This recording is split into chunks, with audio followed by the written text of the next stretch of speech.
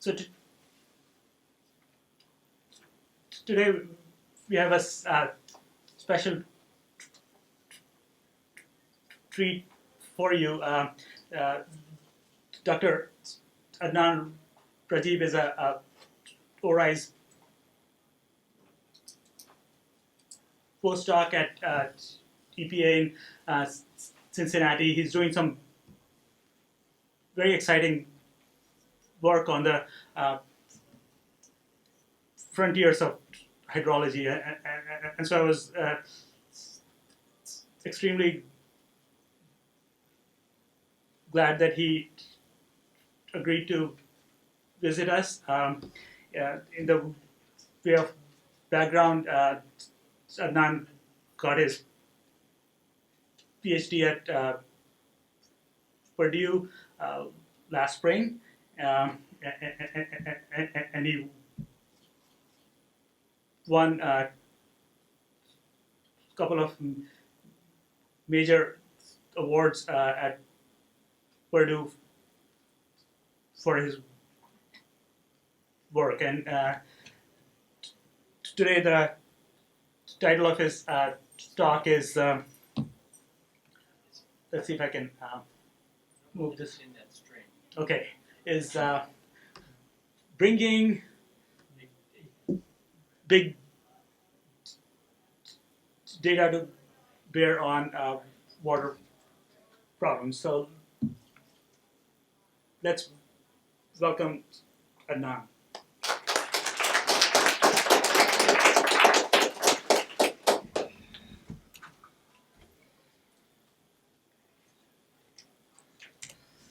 Okay, thank you so much for that kind introduction. It's a great pleasure and great privilege to be here and speak with you. When I first learned that I would be on today's seminar, I started thinking of a lot of different ideas that I can bring in and share with you. I must admit that I was tempted, but again, for the science value of the seminar, I will spend time only on one aspect, that is bringing big data to bear on water problems. So big data, it's a new buzzword that's floating around in recent years and constantly gaining our attention. So there is a common misperception that big data perhaps refers only to the big size of a data set. Well, that's not entirely valid in earth system sciences. Our definition of big data will continue to change and evolve when we look onto the change of nature and the resulting nature of change in water resources. So when you look onto the change of nature, climate is obviously an acknowledged driver. Land use is important too. So the obvious question is, how do they impact water resources, both across space and across time? To answer this question, we need to have data. But all these land, climate, and their interaction with water, these are physical processes. So they are beyond our capacity to measure directly. That's why we need simulation models which can use the limited amount of existing semi-empirical measurements and enhance our understanding, or reconstruct the whole scenario where there is no data at all. For example, I have used a hydrologic model to predict the future abundance or shortage of water in the entire upper Mississippi River Basin using a very recent USGS database that projects the land use till the end of the century. Okay, so I assume that the climate variability remains the same as we have seen in the past 20 years, but I varied the land use in each 250 meters of these 7 neighboring states. The results were surprising. Some of the states may experience 6 inches of additional surface runoff even if the climate stays consistent. Okay, let's have a look in Iowa. As I said, the only variable in my model was the future land use. So this additional surface runoff here in Iowa must be the outcome of an enormous amount of corn production. Okay, so how does it imply to water quality? Extensive amount of agricultural activity imply in terms of worsening of in-stream water. Against this background, some of the states may experience positive outcome as well. Farmers in South Dakota, Wisconsin, Minnesota, they have started growing biofuel grass in marginal lands which are traditionally being considered for corn production. So that's basically an outcome of Energy Independence and Security Act, or more popularly known as the Clean Energy Act. So what I found is interesting. If the trend of partially replacing the food grains with biofuel crops continues, not only that will limit the surface runoff, but also there will be improvement in water quality. Now, when and where these changes will happen, that depend on a lot of competing factors. Okay, so what's important here, these kind of spatially explicit, large-scale model predictions afford insight into the trade-off decisions that will shape the future sustainability inside the food, energy, water nexus. Now, at this point, one must admit that we often care more about big changes like this one, but small things matter too. One example of small hydrologic entity is the wetland. Wetlands in the landscape, they function like the resistance in an electric circuit by retaining the water and letting the water slow down when it travels to downstream. Okay? So, while retaining the water inside the landscape, wetlands also serve important biogeochemical activities such as carbon storage or nutrient cycling. But if we lose the wetlands, not only there is no one left in the landscape to retain the water, so that on one hand that impacts our drought resiliency. On the other hand, our streams become flashier. Since there is no one holding the water inside the landscape, most of the water goes to the stream, so there is an increased tendency of being flooded. Good news is loss of wetlands has gained considerable attention in recent years through Clean Water Act. But bad news is how to quantify wetlands effect on large spatial scale. It's still an outstanding question. My current responsibility at the EPA is to fill the gap and model the cumulative hydrologic contribution of nearly 1 million wetlands in the entire upper Mississippi River Basin. So the modeling techniques that I have been developing, it's still evolving, but we are really close to be able to answer two very critical questions. First, which wetland systems are really important, relatively more important? Is it the wetlands in Minnesota or the wetlands in Iowa? Which one is relatively more important? Second, how far in the downstream hydrologic processes such as stream flow get impacted if we lose a certain percentage of wetland from an upstream area? Based on the outcome of these questions, local policymakers will now definitely know which areas to target for potential wetland restoration and management. Now, the results here are still, as I said, these are still evolving, but what's important here is that we now have the capacity to predict the future and the current state of water at varieties of scale. Either it's large scale or staying within the large scale but focusing on small entities. So all these changes, whether it's the worsening of water quantity or quality or a shifting hydrologic regime due to diminishing wetlands, in an average day-to-day condition, their impact may not appear to be problematic because these are slow processes. So their outcome or their positive or negative outcome become evident only over a long span of time. So what's keeping scientists on their toes, it's not the average condition variability, it's the water extremes. By water extremes, I mean too much or too little water at a certain point of time at a certain location. So frequently we hear about storm surge, snowstorm, droughts, and so many things. But statistically, flood is the #1 natural disaster in the US, both in terms of its frequency of occurrence as well as the dollar amount it costs. So in the US, Vin Diesel's movies are not the only ones that are fast and furious. Rivers are becoming fast and furious too. Okay? And that makes our president and all the other policymakers worry about it. So what can we do? We stop the floods? Perhaps not. We fight against it? Yes, or we deal with it.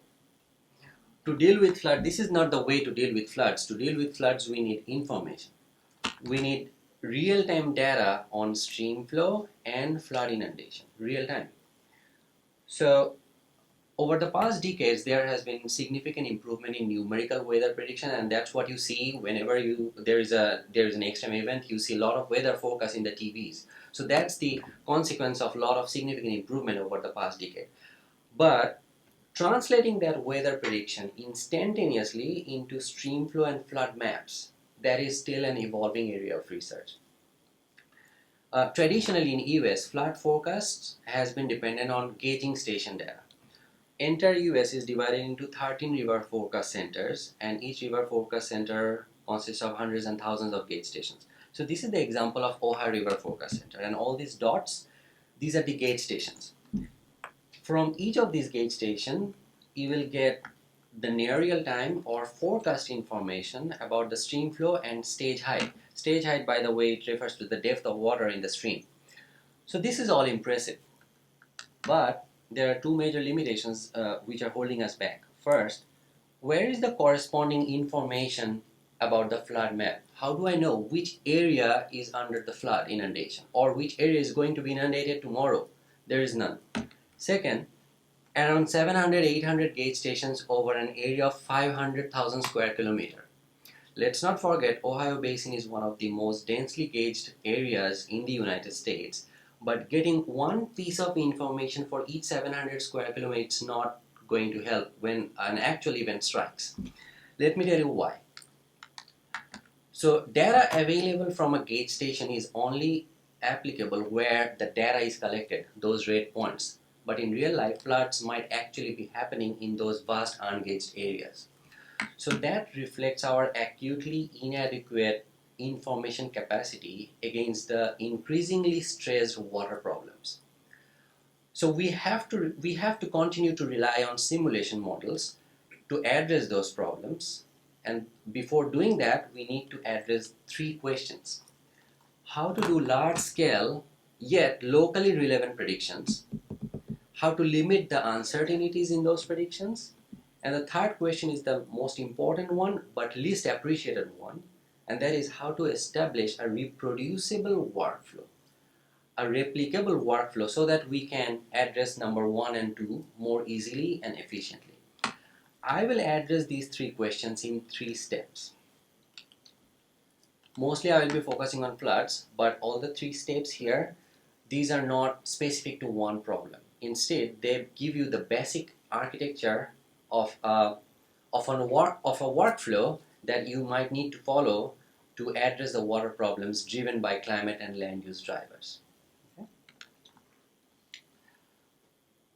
So I expect that after the end of this discussion, you will have a more clear picture what it means to have big data in hydrologic and earth system sciences. So along the discussion, our definition will keep changing. So let me first introduce a brand new modeling platform for near real-time flood prediction. So this is a large-scale but locally relevant flood modeling framework. To the best of my knowledge, this is the first ever large-scale model which is locally relevant too. Now, in its current prototype framework, this is only built for the Ohio River Basin, but this can be expanded for the whole US. So this large-scale terminology is understandable because it covers 500,000 square kilometer area in the whole Ohio Basin. But what do I mean by being locally relevant? So this framework is locally relevant because it considers 30,000 rivers and streams all together in one modeling framework. So which makes the framework capable of producing outputs at neighborhood scale. So that's the true essence of being large scale at the same time being locally relevant. From design perspective, there are two major components. One is the hydrologic component and the other one is the hydrodynamic component. Hydrologic model here in this case is an EPA USDA model called Soil and Water Assessment Tool, SWAT. So responsibility of the SWOT model here is to take the weather input and produce the stream flow at each of these 30,000 rivers. So taking those 30,000 river stream flow outputs at near real time as the input boundary condition, the next model, that least flood FP, it considers that stream flow as the input and produces the flood inundation map along the rivers. So two models, they have two different responsibilities. One gets the weather, gives you the stream flow.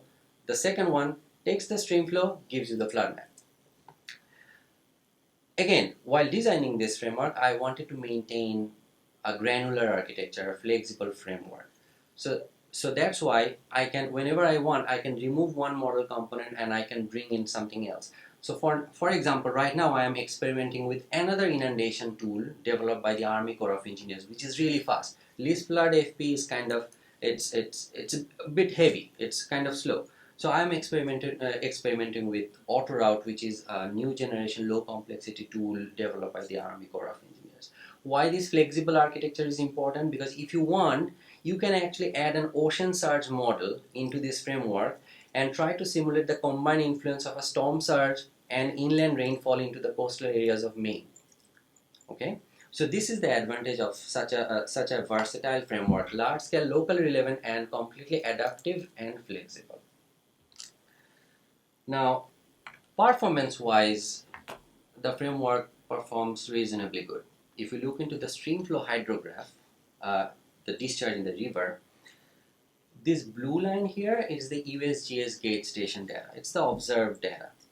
And the red line is the most optimal streamflow from the hydrology component. This is the best the model can do. That's why it's called most optimal.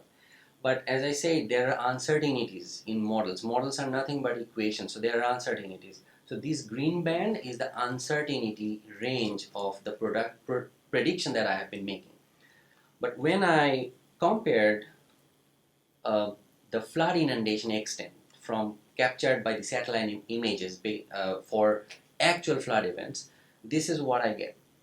I found my simulations are constantly 70% accurate, so basically I'm missing 30% area every time.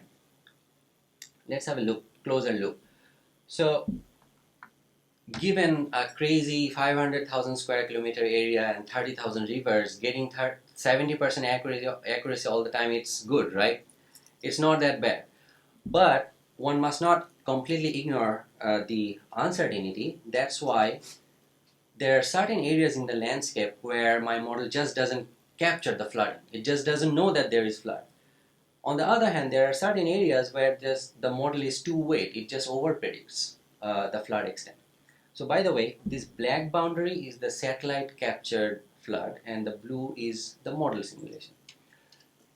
But what's important here, if I somehow consider the uncertainty in my predictions, if I, instead of considering this red graph, which is the most optimal and of course not the best one, if I consider this green band and run my hydrodynamic simulation, the river corridor processes, this is what I get. It's possible that you are capable of capturing the entirety of the flood extent. So, which means we need to consider the uncertainties in our prediction. All the decisions that we are making are based on the models, but we can't forget about the uncertainties. That leads to the second half of the seminar. What makes the model show uncertainty and how to reduce the uncertainty by using remotely sent satellite data. In our traditional modeling practice, we usually do, we just calibrate a model based on discrete locations at using only streamflow data which is available from a gauge station. But in this point-based model calibration approach, where you are doing all the hard work of modeling the entire watershed but evaluating the model only based on few locations, you are basically implicitly biasing the model because you have no idea how the model should actually behave in other areas. So you are creating this entire watershed model, you are calibrating based on these red locations, but you have no idea what's happening here inside the watershed. So as a result, this is what we get. a model which looks really good in location 1 for stream flow, but if you compare the exact same model for some other variable in the hydrologic cycle, such as soil moisture, take the same model, compare for some other variable at some other location, this is what we get. The model is just not responding to soil moisture, but the same model is doing a really good job in stream flow. So this is a classical case of equifinality. Equifinality is a term that refers the pseudo accuracy of model. You think the model is good, but actually the model is not good. So in summary, a model that is good for one variable but it's poor for other variable, it's not a good model at all. But that's not what we recognize in our traditional modeling decisions. If we get good stream flow, we just get carried away and say, oh, this is a good model. But again, this is the point where we completely disregard uncertainty. Now you may ask, well, this could be the problem specific to one model. Maybe I have a very advanced model and that doesn't show any equifinality or uncertainty at all. Well, that's not the case. So I was vigorously involved in the diagnosis of US National Water Model. And I found the exact same tendency in National Water model as well.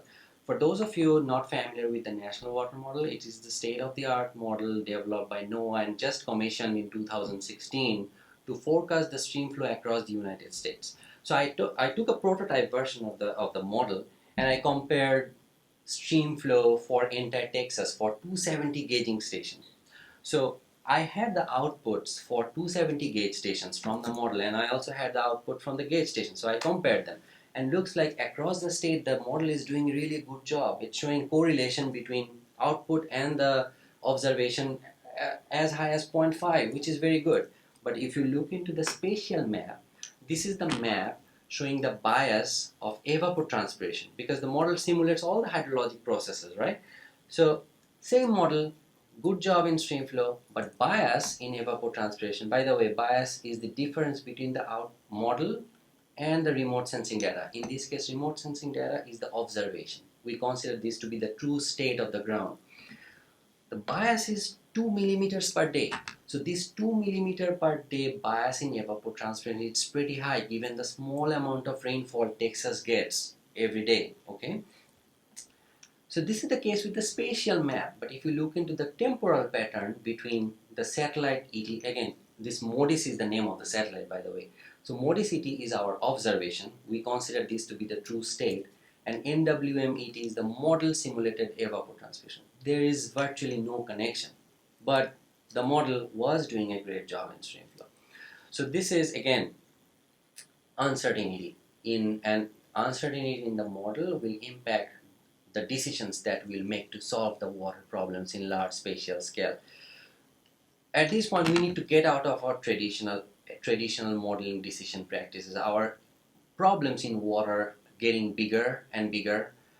So we need to get out of the box and go inside into a new hypothesis. That is, it's not sufficient for a model to work well. It must work well for right reasons. It must reflect, even in a simplest form, the basic features of a physical world. Speaking of physical world, it's worth knowing how do models see reality. So we are talking about all these sophisticated models. Because there is lack of data, we had to depend on the model. Because our water problems were bigger, that's why we had to go bigger scale. So our models became complicated, more and more complicated. And so as our uncertainties. But we have to know what makes the model show uncertainty. So right now we have lots of public domain data sets. You can go to a website and download the topography for entire Maine in just few minutes. Topography gives you the variation in the landscape. And variation is important for hydrology because water moves from uphill to downhill. Then we also know the land use. We know that this area is a landscape, which is an urban area. This one is forest. So we know all this information. And there are also information about soil texture. Let's not think about weather information because we are now pretty much in an advanced state about the weather data. All these information are stitched together inside a hydrologic model. And by stitching together, I mean this is nothing but a bunch of equations and parameters. A model is just an aggregation of equations and parameters. And all these equations and parameters, they try to reproduce the physical hydrologic cycle.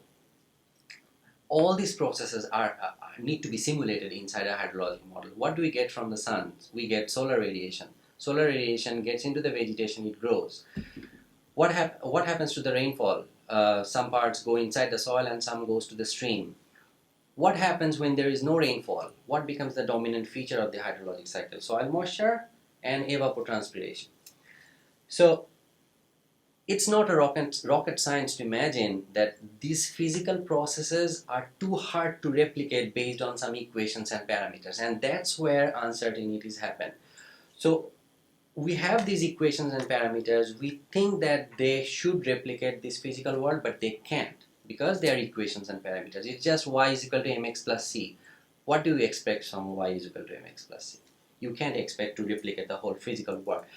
And that's the reason why we have a three-dimensional paradigm of uncertainty in all our predictions. It's the input uncertainty, is the process uncertainty, is the uncertainty in the parameters. So there has been a lot of discussions about parameter uncertainty. Some people think that, well, if we have a very good set of parameters, then all our uncertainties will be diminished. Actually, it's not. First, there is nothing called best parameter. And even if you have a relatively reasonable set of parameters in your set of equations, that doesn't mean that your equation itself is good.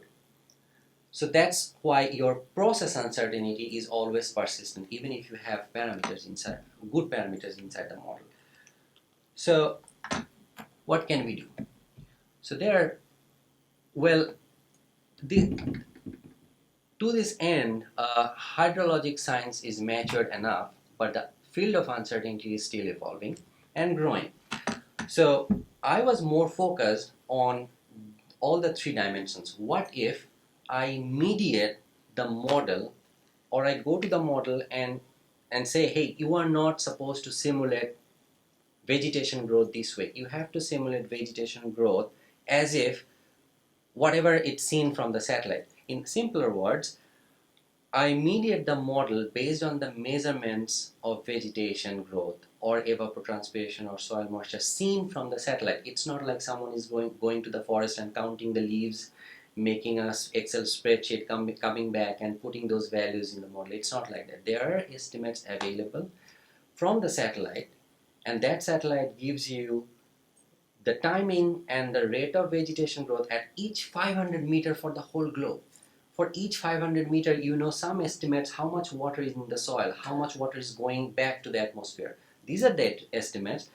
All I had to do, I had to bring those estimates from the satellite and blend that inside the model. Okay. So I developed two novel methods. The first one is a spatially distributed integration or model calibration approach using evapotranspiration data. MODIS, again, this is the name of the satellite. So traditionally, you develop a model for the entire watershed and then you go to the available gauge stations and find out data in these 2 points. And this is the point where you calibrate the model and you evaluate the model. And I explained before that you are basically lumping everything together because you have no idea what's going on here or here. In this new approach, since I have the data from the satellite at every 500 meter or so for the entire Earth surface, what if I calibrate the model or I change the parameters based on the satellite observations at every spatial unit of the model? So I go into too much detail of the landscape, and each of the spatial units of the model, there is a data set available from the satellite, and I use the data to calibrate the model, and the outcome is remarkable. So the left map here is the model that one would have developed based on the traditional approach. So the warmer the color, the more is the uncertainty. So this is the uncertainty map. One means more uncertainty, and as I approach to point 1, which means less uncertainty. So same model, stream flow only calibration. Look at the uncertainty, it's all red. But if I use the same model but this distributed remote sensing calibration approach, this is what I'm having. Same model, more red, less red. And I hope you remember that green band hydrograph, that uncertainty band. So this is what is happening now. So this less gray portion here, this is the uncertainty which I expected from this traditional model. But now the uncertainty range from the model has become thinner, which means exact same model but integrated with remote sensing data, that model has become more confident on its own output. That's why it's having less uncertainty. This is the spatial variability of the stream flow at a particular flood event in 2011. So these colors and the line thicknesses, they represent the magnitude of the stream flow at that particular flood day. So this is what I thought that the model would behave, but actually it was not. Based on my remote sensing integration, the landscape's behavior to generate flow and contribute to the flood is just changed.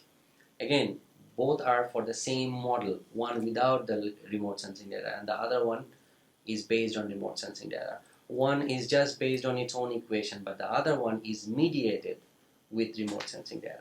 Okay.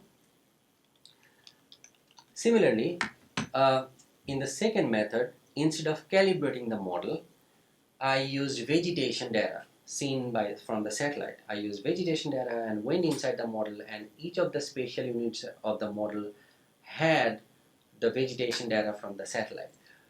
So one model is the SWAT, which is the traditional model, and SWAT RS is the remote sensing integrated model. So to summarize, vegetation data from the satellite getting inside the model, and now I am comparing the outputs based on a field sensor data. So it's a completely independent cross verification. Satellite data from the sky getting inside the model, delivering some outputs, but I am evaluating the output or the improvement of the output based on a field sensor of soil moisture. So this green line is the observed field sensor soil moisture value, and the blue line is the soil moisture data from the original SWAT model. But the same model, when mediated with vegetation data from the satellite, it's just behaving like the black line. This was the soil moisture, and for evapotranspiration, the red line is the satellite data, blue line is the default model, but the same model is now turning to the black line. There was a drought here in northern Indiana in 2008, so the model was not capturing the drought at all, but after being integrated with remote sensing data, it's capturing the drought. Drought means there is no water in the ground, so you have less evapotranspiration. That's why there is a sudden drop in the evapotranspiration. But the model was constantly growing in terms of evapotranspiration. But after being integrated with evapotranspiration, it's just captured the drought. So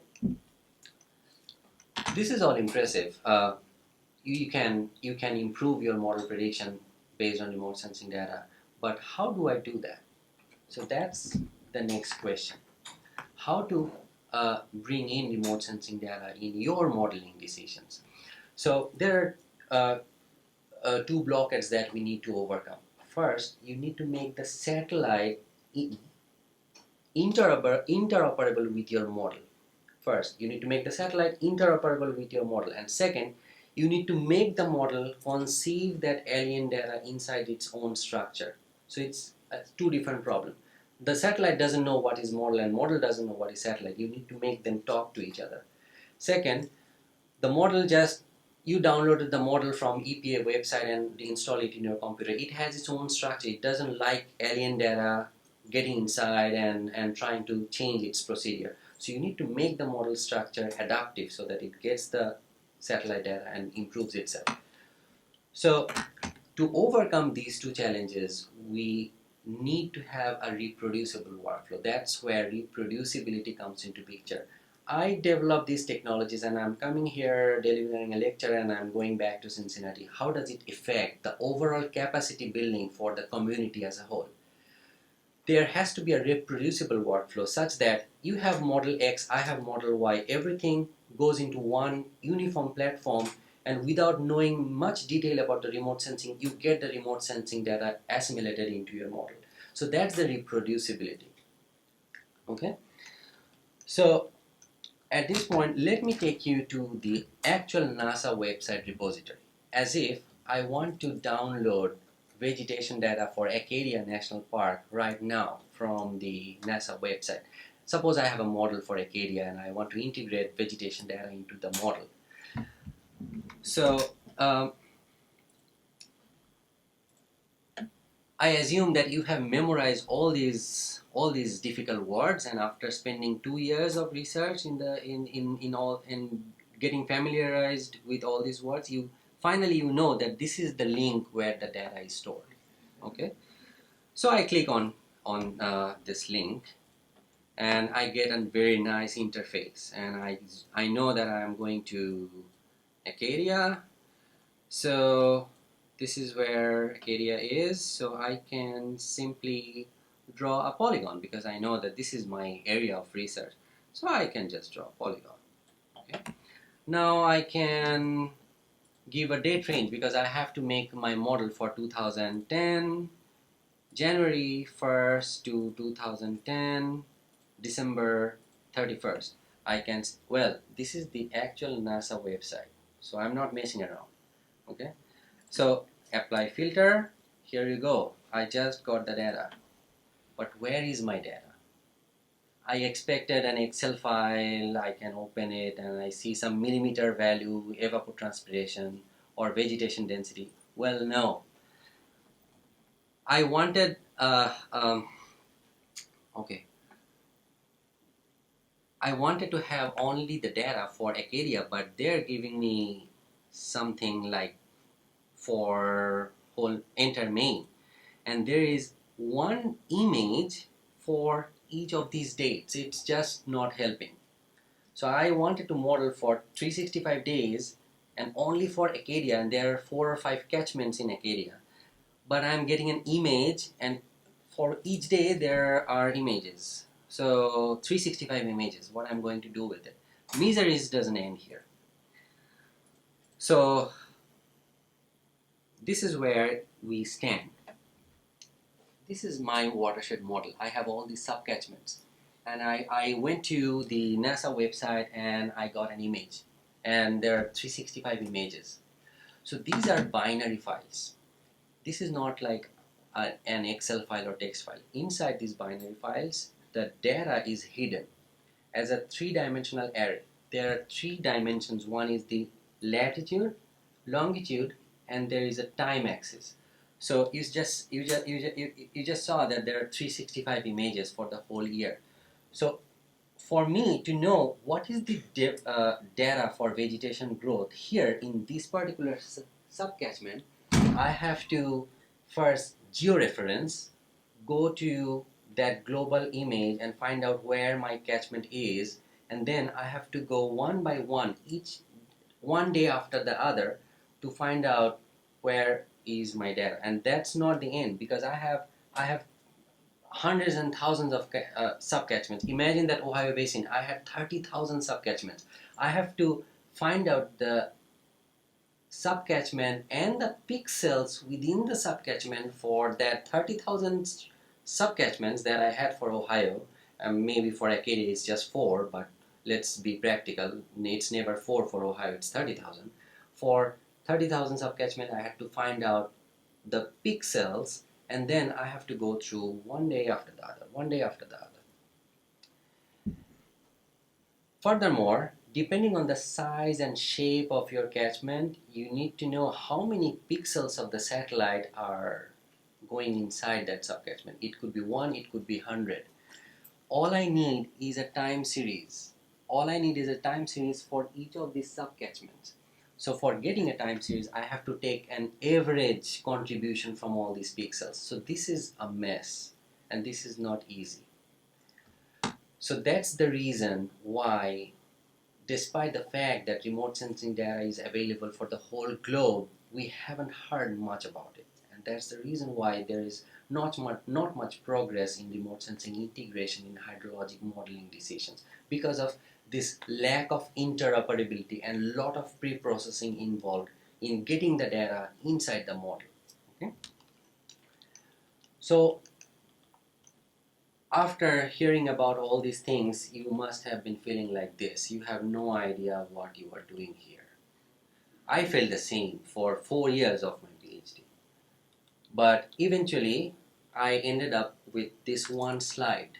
This is not helping me, and this is not helping you as the hydrologist for the new age. So what I ended up in deciding that NASA online platforms help interactive visualization, getting the data, downloading the data, looking where the data is, but it doesn't support direct integration with your modeling decisions. So you need something else.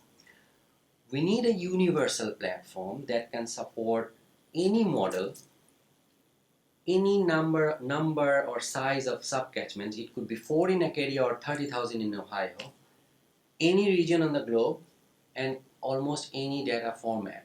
Because if you want to use a different model than mine, your data formats will be different, right? So one single uniform platform that supports all these 4 A's, any model, any region, any number, size, and shape of the spatial units of the model. So I developed a new platform called Hydroglobe, which supports all these needs. So it's time for a live demo. So it's a very basic interface.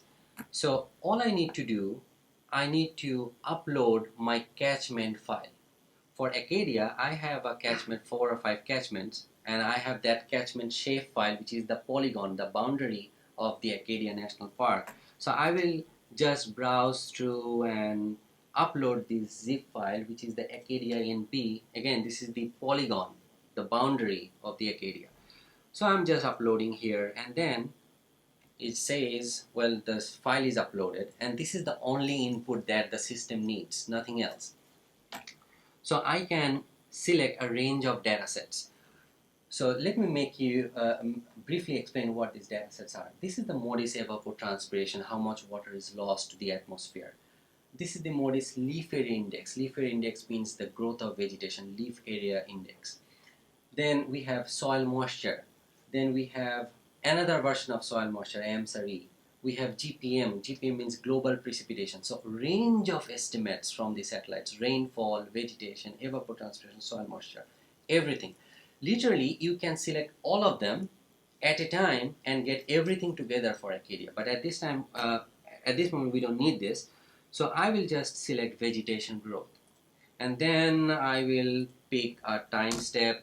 For example, last year, 12/31/2017. I picked a time step, and then I can give a name, Acadia test, and I just say fetch data.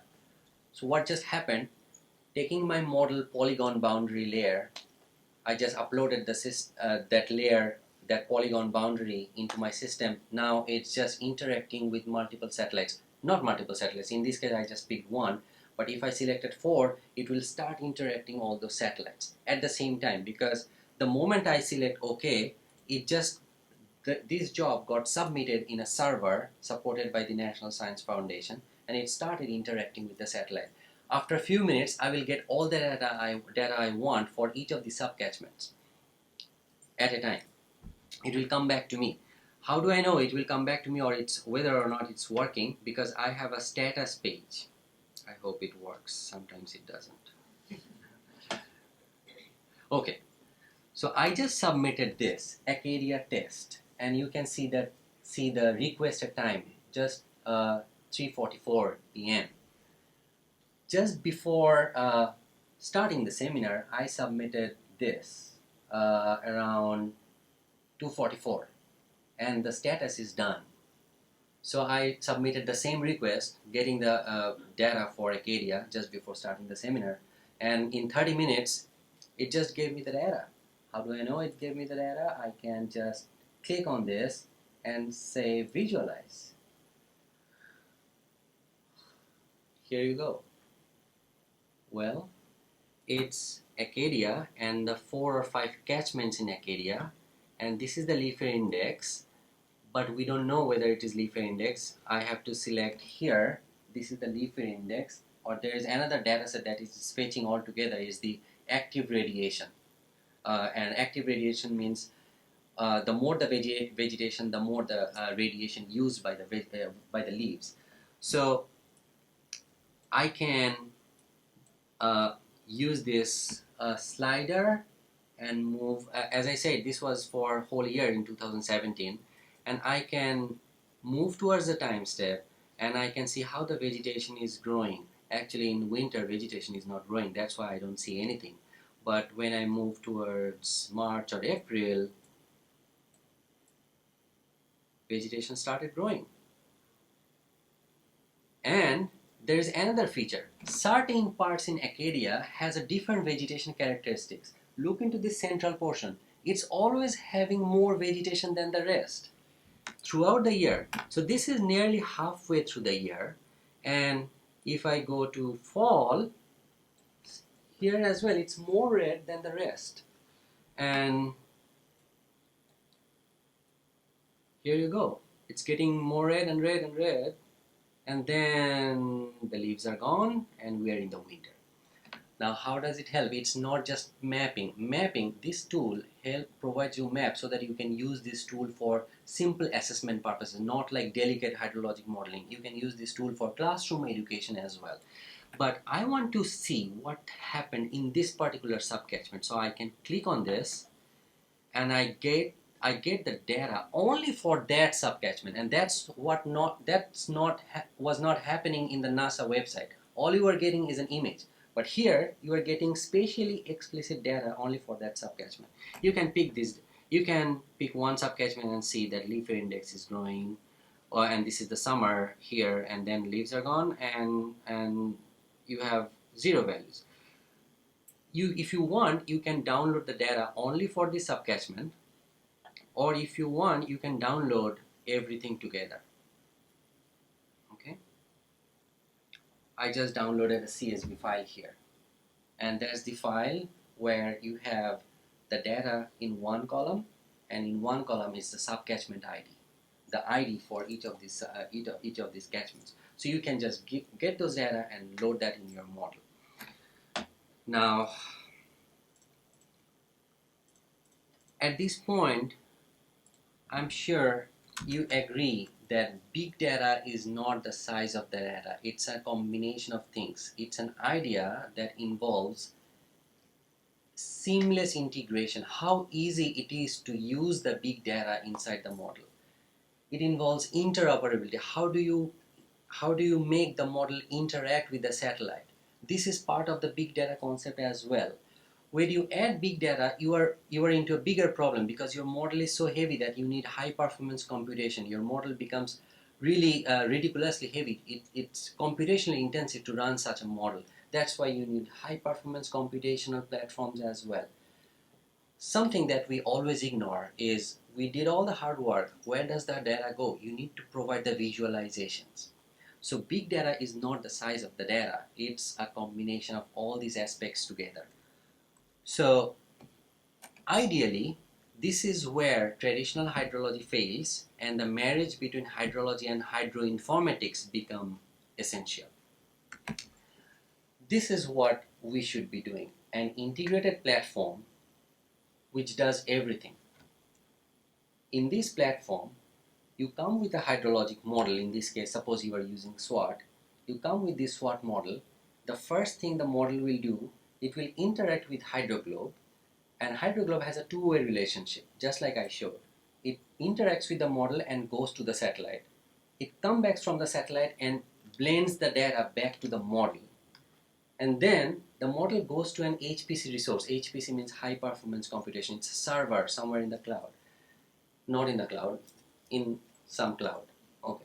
So it goes to the high performance resource, and if you are interested about flood mapping, it goes to an inundation tool. Then it goes to the high performance resource again, because inundation tool can't run alone. It needs high performance as well. Finally, it comes back to a visualization platform. So all this hard work needs to be done at a single platform, a one-stop platform to do all this work. That's the essence of interoperability and reproducibility. I don't expect you to know about NASA satellites, but I expect you to solve your problem in some coastal areas of Maine. That's why you need to be using this kind of prototype framework, and that's the new age of hydrologic modeling and hydrologic intervention. I will finish my presentation with this, the visualization of sword flow, and my motto is data has to live, and the intrinsic value of science is zero unless it helps the people, unless the science get translated into the hands of the people. So one more demo, SWOT share. As I said, everything is part of one platform, and I said that this is a hypothetical platform. Actually, it's not. It exists, and I developed this as part of my PhD. SWOT share is the unified platform, and you can upload your model, simulate your model, you can visualize, you can browse other people's model. So SWOT flow, when I click onto this SWOT flow, again, this is just for the Ohio River Basin in its prototype format. I see that so-called high resolution local relevant framework here, the streams here. And as I say, this is highly detailed and neighborhood scale, and you can imagine just by looking into the streams, big ones, small ones, everything is here. So let me take you to Cincinnati, where I live, in my neighborhood, and I want to see whether there is a flooding going on. So this is the neighborhood where I live. It's the Madison Road. So there is a river. When I click on this river, I get some sort of geo information, lat longitude. If I click on this select river, I see this. For now, it's not running in near real time. We just have the data loaded for the past 10 or so years. So I can browse through and see, whoa, there was a flooding in January 2004. So if I click here, I go to, what happened? Okay. There was a flooding, and there is a flood map. And I can just click zoom in. Well, there was flooding here, but not exactly in my neighborhood. If I want, I can download the image and post it in Twitter for public awareness. Not just for public awareness and decision making, this is good for classroom education as well. There are other attributes such as flow average. How does the flow, the monthly flow is varying over time? And you can compare any particular year with the long-term average. This was the flow in 1997 in that particular neighborhood river, and now you are comparing with the overall span of monthly variability. You can also look into the flow trend, and looks like my neighborhood is getting flashier. It's more into the expectancy of getting flooded because it's increasing over the past 20 years.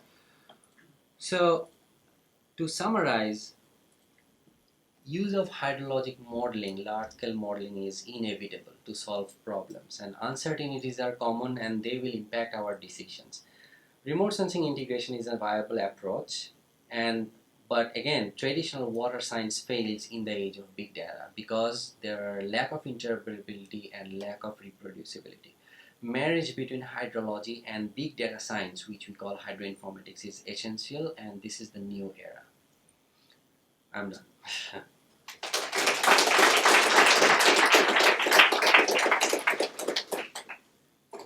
Questions for Adnan? Sam? Really impressive model and software. It's really cool. Definitely gonna look into it. I was wondering if you would elaborate a little bit on how you might translate your successes in the high river basin and try to use the same techniques in another location, say for example a river in Maine. Just kind of outline how you would kind of move on to another watershed. Oh yes, that's a very good question, and this is a fully flexible framework. All I need, the models are there. All I need is to start from the geospatial data set. I need the topography for Maine, land use for Maine, and that's it. And the framework which I showed, this I just have to load the basic geospatial inputs, DEM, land use, and some other weather information into the system, and it just starts by its own. So it's pretty flexible. Um, and some additional works that need to be done because every model needs to be calibrated. So I have to get some real data for main, some gauging station data, and I have to recalibrate the model so that I get some more confidence on the outputs. But doing just to replicate the model is not a big deal at this moment. And we are actually going for the whole US. And now we are done with the upper Mississippi and Ohio. Our next version that is coming is for the New England or the Northeast as a whole.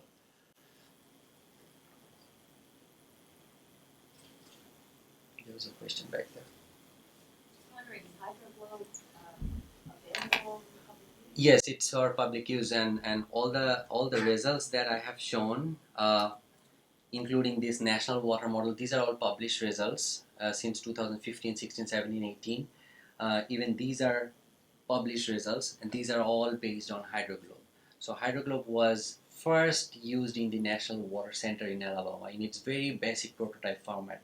We didn't have that interface then, but now it's publicly available, and I can give you the link if you want. All you need is the email address, that's it. It's publicly available. Building off that, for those of us who might not come across shape files in our regular work as often, I was wondering if there might be that potential in the future to allow people to select on a map which catchments they might be interested in. Exactly, yes. Well, at this moment we need a shapefile, but it doesn't have to be catchment. It can be grid structure or anything. But your question was, could this be possible to allow the users to draw a polygon on the map interface? Yes, that's something that we need to work on. But again, everything depends on the funding resource. And I'm out of Purdue now, so. Would it be compatible with a more high resolution satellite? Why, and also, why you chose Notice and not something like Landsat, which gives you finer detail? Yes, exactly. That's a very good question. Well, so the question was, is it compatible with any resolution of the satellite? Because, well, for now, MODIS is 500 meter, but the same MODIS 2 years ago was 1 kilometer. The resolution doesn't matter. So it's fully dynamic. No matter it's 500 meter or 5 meter or 30 meter, it will always get you the data for the required subcatchment you want. So it will always calculate how many pixels it's coinciding within the catchment and get you one single time series. So it is possible. So in our system, that SMAP soil moisture, it's 3 kilometers. MODIS is 500 meter. We can do the same for Landsat, which is 30 meters. So resolution in this framework doesn't matter. It's just fully dynamic. Yes. What are some of the other data sets available on Hydroglobe, and are there any future ones you'd like to include? Yes, that's I was expecting. I mean, this is a very good question. So here. So right now, we have MODIS vegetation, and with vegetation comes the active radiation. For many researchers who are working on biogeochemical activity, active radiation is really important. Then we have evapotranspiration. Right now, we also have soil moisture, the surface soil moisture, and also the root zone soil moisture. Then we have an older version of surface soil moisture, traditionally used since last 10 or 15 years, which is called MSRE. This is just for the skin. For climate modelers, that's very important, just the skin wetness. Then we also have a very recent one, GPM, Global Precipitation Measurements. For the whole globe, very high resolution, near real time. You know the rainfall right now. So loading these data sets into the system, it's not something we are interested. We are interested about the quality of the data. And there are a lot of background processes going on. So we have to be sure what we are doing. We have fully tested MODIS. Right now, we haven't really tested the other things, but the data is there. You can download the data, but we are not sure whether it's accurately fetching the data.